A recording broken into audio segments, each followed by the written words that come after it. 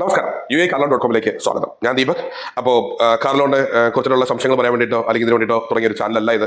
ഞങ്ങളുടെ സർവീസ് 10 ആളുടെ എത്തിക്കുക, അതുവഴി വരുമാനം ഉണ്ടാക്കുക എന്നുള്ളത് മാത്രമാണ് ഞങ്ങളുടെ ഉദ്ദേശം. അപ്പോൾ ഞങ്ങളുടെ സർവീസ് ഇതാണ്. നിങ്ങൾക്ക് എവിടെ നിന്ന് വേണമെങ്കിൽ വണ്ടി വാങ്ങിക്കാം, എവിടെ നിന്ന് വാഹനം വാങ്ങിച്ചാലും വിൽക്കുന്ന ആൾക്ക് കൊടുക്കാനുള്ള ക്യാഷ് അപ്പം ഞങ്ങൾ തരികയും ആ വണ്ടി വാങ്ങിക്കാൻ നിങ്ങളെ സഹായിച്ചതിന് ശേഷം 0 ഡൗൺ പേയ്മെന്റ് ആക്കിയിട്ട് കാർലോൺ ചെയ്ത് തരുന്ന സർവീസാണ് ഞങ്ങളുടേത്.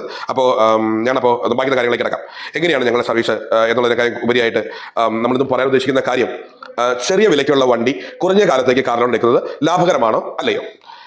നമ്മൾ കുറഞ്ഞ വിലയ്ക്കുള്ള ഒരു വണ്ടി നമ്മൾ വാങ്ങിക്കുന്നത് തെറ്റില്ല. കാരണം ഓരോരുത്തർക്കും ഓരോ ആവശ്യങ്ങളായിരിക്കും. അപ്പോൾ സാധാരണക്കാരായിട്ടുള്ള ഒരാൾ അയാളുടെ ഒരു കരിയർ ബിൽഡിന് വേണ്ടിയിട്ട് നമ്മളൊരു ചെറിയൊരു വണ്ടി വാങ്ങിക്കുന്നു. ആ വണ്ടിക്ക് വാങ്ങിക്കാൻ മുഴുവൻ കൊടുക്കാൻ നമ്മുടെ കയ്യിൽ ക്യാഷ് എടുക്കില്ലാണ് നമ്മൾ വണ്ടി വാങ്ങിക്കാൻ, നമ്മൾ ലോണായിരിക്കും വാങ്ങിക്കാൻ ഉദ്ദേശിക്കുക. ആ ഒരു കേസ് വെച്ച് നോക്കുമ്പോൾ ഇത് കറക്റ്റാണ്. ഇനിയിപ്പോൾ ചിലർക്ക് മീറ്റിങ്ങുകളൊക്കെ ഉള്ള ആൾക്കാരായിരിക്കും, അവർക്ക് ഒരു മസിൽ വണ്ടിയായിരിക്കും വേണ്ടത്. അങ്ങനെയുള്ള ആൾക്കാർക്ക് ആ രീതിയിലേക്ക് പോകാം. ഞാനിപ്പോൾ പറയുന്നത് ഈ പറഞ്ഞ പോയിന്റ് മാത്രമാണ്. ചെറിയ വിലയ്ക്കുള്ള വണ്ടി, ചെറിയ വിലയിലുള്ള വണ്ടി ചെറിയ കാലത്തേക്ക് ലോൺ എടുക്കുന്നത് ലാഭകരമാണോ അല്ലയോ എന്നുള്ളതാണ്. നമ്മളൊരു കാർ ലോൺ എടുക്കുമ്പോൾ എപ്പോഴും നമ്മൾ ഒരു 5 വർഷത്തെ കാർ ലോണെങ്കിലും മിനിമം എടുത്തിരിക്കണം. എന്തുകൊണ്ടാണെന്ന് വെച്ച് കഴിഞ്ഞാൽ നമുക്ക് DBR എന്ന് പറയുന്ന സംഭവമുണ്ട്. നമുക്ക് എത്രയാണോ സാലറി ഉള്ളത് അതിന് 50% മാത്രം നമുക്ക് ലൈബിലിറ്റി പാടുള്ളൂ. അപ്പോൾ നമ്മൾ വണ്ടി എടുക്കുമ്പോൾ നമ്മൾ ആദ്യത്തെ വർഷം നമുക്ക് നല്ലൊരു ഓൺ റോഡ് എക്സ്പെൻസ് എന്ന് പറയുന്നത് നല്ലൊരു എക്സ്പെൻസ് വരും. ബാങ്കിന്റെ ചാർജസ്, ഇവാലുവേഷൻ, ഇൻഷുറൻസ് എല്ലാത്തിനും അല്പം പൈസ കൂടുതലായിരിക്കും. സാധാരണ എടുക്കുന്നതിനേക്കായും സാധാരണ ഒരു വണ്ടി രജിസ്റ്റർ ചെയ്യുന്നതിനേക്കായും 2,000-2,500 രൂപയ്ക്ക് മേലുള്ള ഒരു പൈസ നമുക്ക് വരും. അപ്പോൾ നമ്മൾ ഈ ഒരു വർഷത്തേക്ക് നമ്മൾ എടുക്കുമ്പോൾ, നമ്മൾ മൊത്തം കാൽക്കുലേറ്റ് ചെയ്ത് നോക്കുമ്പോൾ ഇത് നല്ലൊരു എമൗണ്ടിന്റെ വേരിയേഷൻ ഇതിനകത്ത് വരും. അപ്പോൾ നമ്മൾ എപ്പോഴും എടുക്കുമ്പോൾ നമ്മൾ എന്താണ് ചെയ്യേണ്ടതെന്ന് വെച്ച് കഴിഞ്ഞാൽ, നമ്മൾ ലോൺ എടുക്കുമ്പോൾ ഈ 5 വർഷത്തേക്ക് ലോൺ എടുക്കുമ്പോൾ നമുക്കൊരു കുറഞ്ഞ EMI കിട്ടും. എന്നിട്ട് നമ്മൾ എന്ത് ചെയ്യണം, ഈ കുറഞ്ഞ EMI നമ്മൾ കണ്ടിന്യൂ ചെയ്തുകൊണ്ടിരിക്കുക.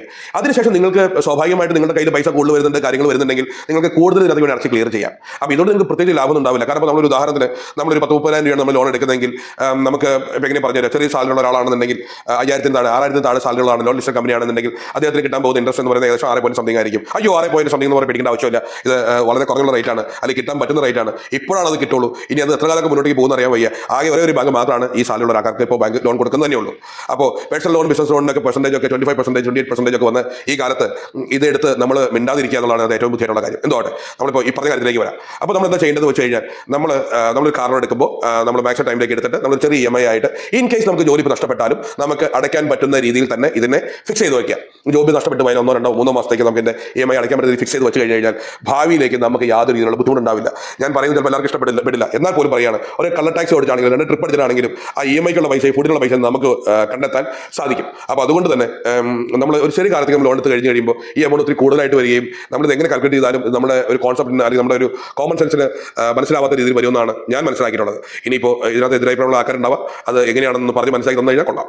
അപ്പോൾ ഞങ്ങളുടെ സർവീസ് ഇതാണ്. നിങ്ങൾക്ക് എവിടെ നിന്ന് വേണമെങ്കിൽ വണ്ടി എടുക്കാം, എവിടെ നിന്ന് വണ്ടി എടുത്താലും വിൽക്കുന്ന ആൾക്ക് കൊടുക്കാനുള്ള ക്യാഷുകൾ അപ്പോൾ തന്നെ തരികയും ക്യാഷ് കൊടുത്ത് വണ്ടി വാങ്ങിച്ചതിന് ശേഷം 0 ഡൗൺ പേയ്മെന്റ് ആയിട്ട് ചെയ്തു തരും. കാരണം മണി ഈസ് പവർ എന്നുള്ള കോൺസെപ്റ്റ് ഞങ്ങൾ വിശ്വസിക്കുന്നതുകൊണ്ട് ഇതാണ് ഞങ്ങളുടെ ഇപ്പോഴത്തെ സർവീസ്. Thank you.